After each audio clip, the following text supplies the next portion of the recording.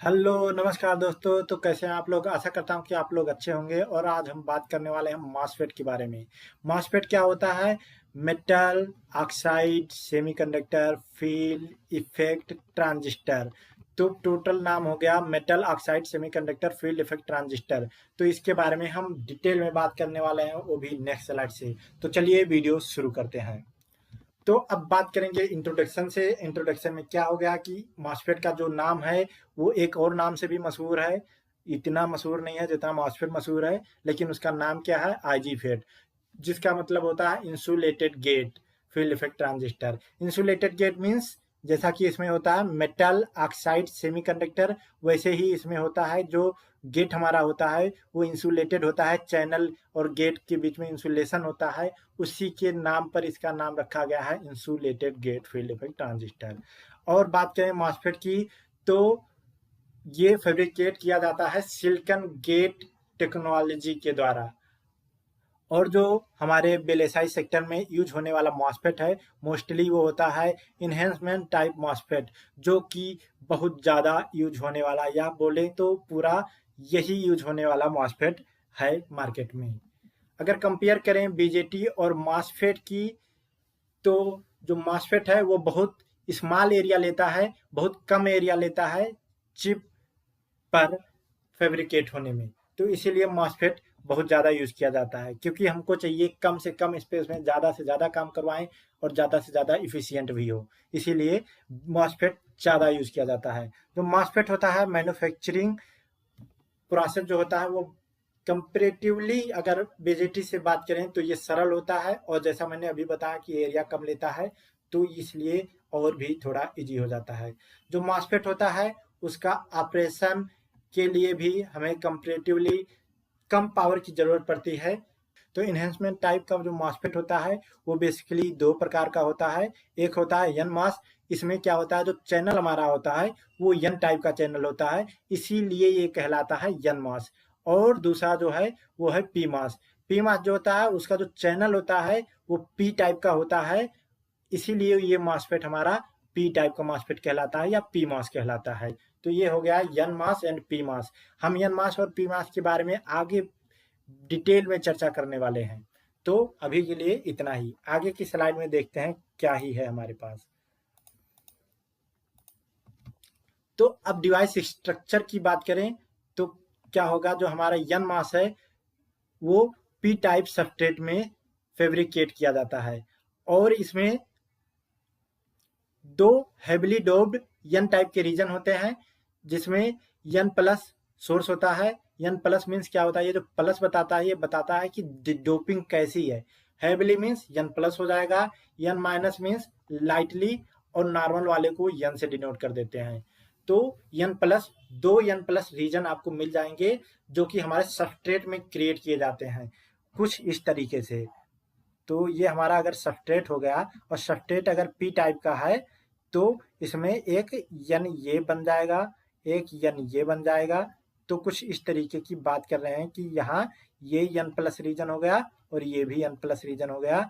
ये हमारा हो जाएगा चैनल, और ये हमारा हो जाएगा इंसुलेटर। ऊपर इसके हो जाएगा गेट, और गेट पर एक टर्मिनल है, सोर्स पर एक टर्मिनल है, और एक टर्मिनल गेट पर ड्रेन पर भी होगा। और यहाँ पर बॉडी कनेक्शन के लिए भी होता है, तो हम इसको बी से डिनोट कर रहे हैं, और ये एक टैप हो जाएगा। तो लैचअप के लिए बहुत सारे टैप होते हैं, लेकिन वो हम लैचअप वाले वीडियो में डिस्कस कर चुके हैं कि कैसे वो काम करता है और कितने सारे कॉन्टेक्ट होते हैं। तो वो लैचअप वाला वीडियो आप रेफर कर सकते हैं उसके लिए। तो एक थिन लेयर होता है सिलिकॉन डाइऑक्साइड का, जिसका थिकनेस होता है नियरली 1 नैनोमीटर से 10 नैनोमीटर तक, 10 नैनोमीटर तक। और ये डिपेंड करता है कि हम किस टेक्नोलॉजी की बात कर रहे हैं, उस हिसाब से आपका थिकनेस चेंज होता जाएगा। और वही हमारा इलेक्ट्रिकल इंसुलेटर की तरह काम करता है। और इस फिगर में देखें तो ये वाला लेयर है वो हमारा SiO2 लेयर ही है, जो कि यहाँ पर एक इंसुलेटर की तरह बिहेव कर रहा है। तो यहाँ पर ये हो गया गेट, और चैनल यहाँ पर है, ये चैनल है, इसके बीच का रीजन है वो, और वो इंसुलेटर है। तो इस गेट को कनेक्ट करने के लिए यहाँ पर हम मेटल डिपॉजिट करते हैं, लेकिन ये बात बहुत पुरानी हो गई जब मेटल डिपॉजिट किया करते थे। अभी हम पॉलीसिलिकॉन ही डिपॉजिट करते हैं जो इलेक्ट्रिकली कंडक्टिव होता है।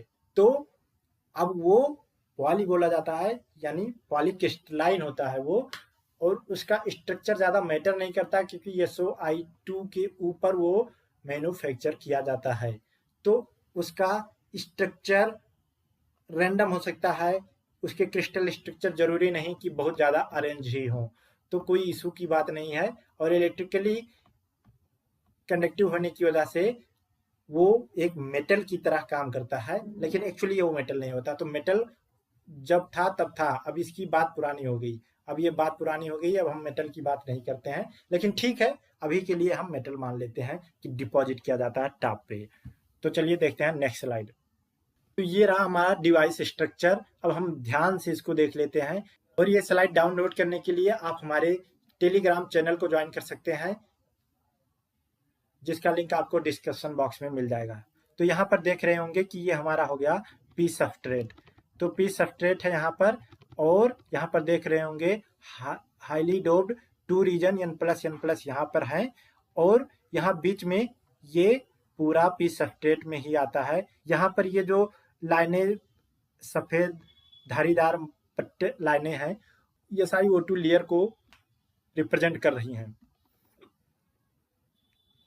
यहाँ पर ये ब्लैक वाला जो रीजन है ये हमारा आइदर ये सोर्स है, और यहाँ पर जो दूसरा ब्लैक वाला रीजन है जो हाईली डोप्ड था वो यहाँ पर ये ड्रेन है। तो इसीलिए इससे जो कनेक्शन हो रहा है वो कनेक्ट हो रहा है, वो ड्रेन है।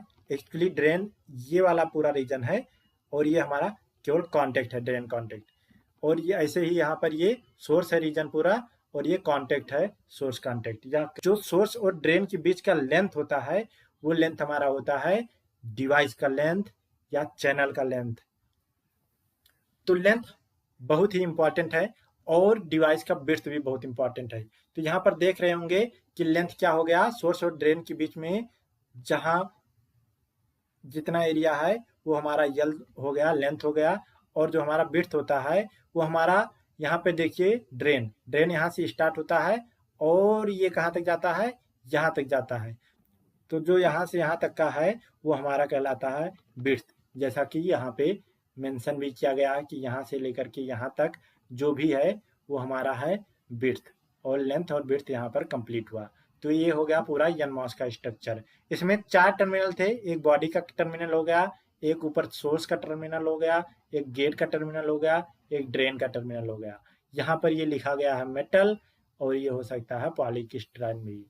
तो ये हमारा हो गया डिवाइस का स्ट्रक्चर। और यहाँ पर जो दिखाया गया है वो NMOS है। NMOS हमको कैसे पता लगा, यहाँ जो 2 रीजन हैं वो रीजन है N+N+ की।